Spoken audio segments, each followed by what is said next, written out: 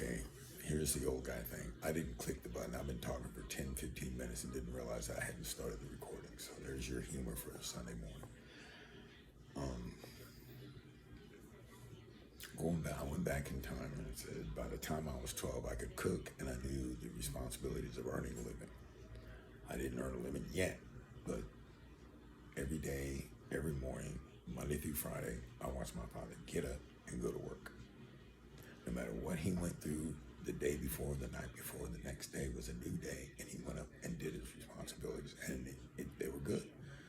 We didn't suffer, you know. I didn't see strife and hardship and poverty or any of that stuff until I moved out of my family's house and to the acid test of the real world and wake-up call. But when I did, I knew I had a semi-skilled trade of landscaper or hauling. I could drive a vehicle and I could cook. So if I got enough money to buy food, I could prepare a meal. So, pretty much everybody that's going to be watching this video is way past those years. So let's fast forward to current time. Your age group, your generation, think back when you were a child. One adult or another, auntie, uncle, mother, father, grandma, grandpa, taught you two things. How to feed yourself and responsibility of earning a living. Doesn't really matter what kind of living how you earned your living, but you didn't go out. You had to earn it. No one's going to just say, here, you know. You got to put an effort into it. Hopefully, it's your own business, you know, or you learn a skill or a career. You learn something to where you can apply it to the workforce if that's the way you decide to go. Apply it to the workforce and earn an income that has a future and growth to where you're happy. Don't just be satisfied. Be happy. You know? So, and I hope you know how to feed yourself. You know? That goes for men and women. It's not just a woman thing or just a man thing. It's a people thing.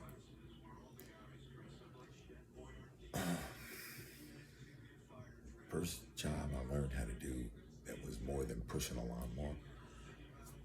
I learned how to drive. By learning how to drive, I was able to take a pickup truck and move things from point A to point B, usually from somebody's yard or property to the dump. Good money, you know, dirty work. Somebody's got to do it, and I chose to do it, and I was compensated for it. I enjoyed it. I enjoyed being my own boss. I didn't care about getting dirty because I got to take a shower, and I made pretty good money for the time. But that was it. You know, the next thing would have been on trucks and dump trucks and stuff and clean up major properties, and I didn't have that mindset. I just wanted to make some money and have some fun. Okay. Military was the next thing. You know, this is after college. You know, well, first then college, then military. Then I started owning my own business, but I had a lawn business. I had a lawn business first, cutting grass. Me cutting grass by myself 1 year. The next year I had 5 lawnmowers and 4 guys from high school, and I gave them half of what the lawn was. You know, they got 30. If the lawn paid 30, they'd get 15. I'd get 15. And that was 4 days a week. 10 lawns a day per person. At the end of it all. A major landscaping company bought all my contracts, about 15 grand, somewhere in that range. All my guys went to work for that landscaping company right off the bat. So they stayed employed and I left. Went travel. Beginning of my adventurous life, traveling the country. I think the most important lesson is courage. I'm not talking about in a fight. Every day is a battle, you know, for both men and women. Every day is a battle. You don't have to necessarily get into a fight, but every day is a battle. And what you have to battle is negativity,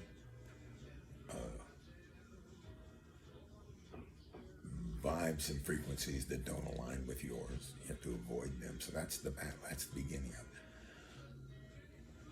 negative side is hunger, homelessness, you know,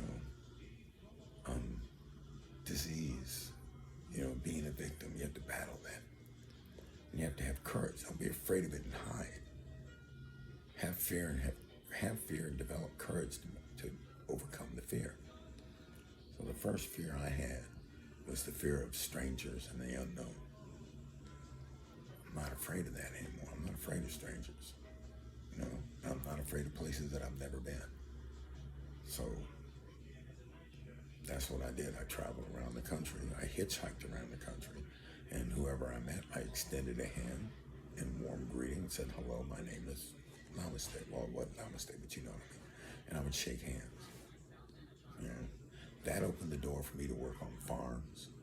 So I haven't worked with livestock, but I have worked with agriculture. But I was a farm hand. You know, I'm not an agriculturalist. At the same time, my father was an engineer, and he used to build models for projects that he wanted to do, you know, and I saw him at scale. And then in school, I had framing or carpentry and electrical work, and I was on the framing side, but I watched the electrical. I was intrigued. So by the time I was an adult and going out, I could swing a hammer. You know, I could use a saw. And if somebody wanted to wire something, I could pull a wire through a house. Electricity is not that simple. You just have to not be afraid of it and do it according to a code, instructions. The hitchhiking turned into motorcycle travel over the decades. So I've done 12 cross-country trips on a motorcycle. I've done 4 with my thumb. And there's only 2 states in the continental United States I haven't been to, and that's North and South Dakota. Part of my bucket list. So, I mean, I'm going to stay on the responsibility side of it all. The main thing about it is don't be afraid to learn something new. Don't be afraid to travel somewhere you've never been. And don't be afraid to extend a hand or smile in an introduction. Don't be afraid of people. You know, be aware, but don't be afraid. There's some areas of this country I won't go to because it's not conducive to my health because of what's there. That's that negative. I'm not going to walk into a pool of negative energy by myself. There's no reason to. There's no benefit from it. There's no gain. And I've learned that lesson already, so I'm not going to do it again. And above all, entertain yourself. I know. I'm sitting in this is my old chair. You will always see me in this chair. This is my comfort chair. This is my comfort zone. This is my chair. And I'm comfortable here in my home. Anyway, find a way to be happy. Find yourself a way to have your home or the place you lay your head be that of peace. Because every day that you're out in the battle, when the battle of the day is over, you need to be able to recharge because tomorrow's coming. It is. And it's just as simple as being still. Entertain yourself. Watch TV, listen to radio. Read a book. That's the toughest one. Because we've been told to watch TV. We're not told to read. You know, society, the system, society, no matter where you are, wants you to watch what they want you to watch. They want you to see what they want you to see. They don't want you to pick up a book of your choice. Because all the information is available. They just want you in a certain place to get the information they want you to have. You know, you need to find the information that you need to have. And over a lifetime, it's whatever you can get your hands on. You know, whatever you can get your hands on. Any information, anything you don't know, strive to know it. Because there's always going to be something else to know. You can never know it all. If you think you know it all, you don't know nothing. When you realize you don't know a thing, that's when you've reached a level of wisdom, of knowledge and wisdom combined. I know that I don't know everything, and that is a wise statement to make. And only people with a lot of knowledge and a lot of time to realize that are the ones that know it all. And the one thing I know more than anything else is that there's more to learn. kind of goes in circles, doesn't it? But it makes sense. And one thing I know for sure is that there's more to learn. And every day something new happens somewhere. That's why there's always something to learn. Because every day something new happens somewhere. Anyway, I'm talking kind of softly because it's early in the morning and not everybody's up. So this is from the chair. Namaste. It's only 10 minutes that I've been talking here. I think eventually in these videos I'm going to start saying, hey, you know what? Send some questions and ask me something.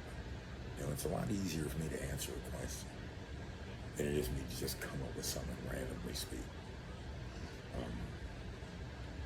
But I have to say that people have told me that I'm humble because that shows my humility. Not humiliation, but humility. If you're living in a world where the language, learn all the vocabulary of that language where you live. It'll be an asset to you. It means you can communicate anywhere you go in that social area, demographic. Okay? I'm in the United States. I can go anywhere in this country and communicate and understand what other people are saying to me. I may not be skilled in that certain career field, but I can hold a conversation with intelligence because I've learned how to speak this language. It's the only language I know, actually, so I'm not really saying much. But if your nuclear physicists come in, they can dumb down the vocabulary for me to understand and turn it into layman's terms. I understand what nuclear energy is. I don't know how to define it, but I understand what it is, the source of energy. I know it's power plant. I also know it's been weaponized. These are things I know, and I have opinions on them, but I'm not trained in any of it. If you're able to form an intelligent decision based on the information that you've gathered because you paid attention or researched, guys, let me tell you about the word sapio. There's sapiophile, people that are attracted to intelligence, sapiosexual, people that are turned on by intelligence. Both are very wonderful things to experience when you are the one speaking intelligently. Be careful if you're already married, because there will be women that will come at you because of the pleasure centers of the brain that you have touched with your intelligence. The attraction, all that just comes into play. Anyway, let's not go there.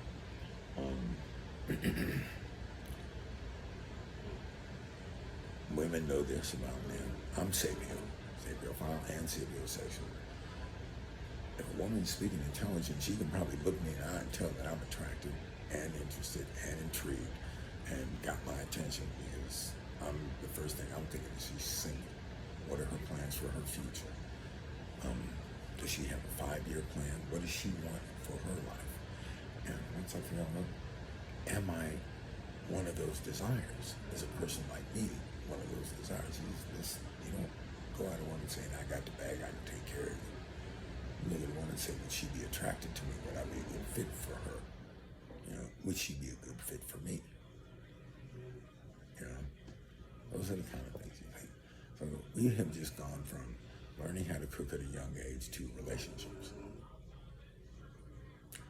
How quickly life topics change. You need to be prepared for any topic. Don't have to be the smartest one in the room. You better be able to understand the conversation. I highly suggest that you're able to understand the conversation and how it applies to you. Everything that's said in this world does not apply to me, but a good chunk of it is.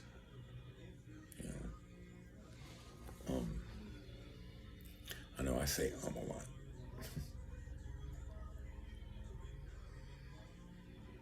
So, learn how to feed yourself. Learn responsibility of earning your way. Earning your way. How you earn it. I chose construction, skilled trades, and transportation, vehicle operation. Those are my money makers. learning through failure how to be a business owner. I still need an administrator to help. I need an accountant to help. Cannot do it by myself. That's sole proprietorship. Yeah, I'm the only owner, but I'm not the only person. I have not learned how to do payroll. I have not learned and been able to, let me phrase it, I have not been taught and been able to retain payroll, HR. It's not my field. I'm field. I'm not admin. So I can go out and build a house. But I don't know how to call insurance companies and contracts with them. I don't know how to make sure medical insurance is, I don't know any of that. You know, I have to have someone on the team that knows this because that's their field and employ them. You know, which means my business has to generate income. I chose a business of service. I do a service, I get paid. Here are the fees for the service. When the job is done, you can see a result. You know, say if you clean houses, the house is dirty when you show up, it's clean when you leave, you get paid for that. It's just ABC, 1, 2, 3. There are other career fields that have to do with a variable, to where while you're there, things are changing. Medicine is definitely one of them. You know, all I know, and that's all I know about that. Medicine is something where every single subject is an evolving subject. It changes in the middle of treatment. Okay. Not so much with building a house, unless natural disaster or vandalism. That's when your medium changes. Other than that, 1, 2, 3, just in that order. You put 1 and 2 together and you get 3. Put 1 and 1 together, you get 2, and it's the same with every single job. So, though people think I've had people tell me, I'm afraid of electricity, that scares me. And I said, well, then turn the power off. That's how simple it is. Turn the power off. Don't apply power till you're done. You know, that is the way you should do it. But I have worked with live electricity before because I know what not to touch by touching it at one time or another. Anyhow, so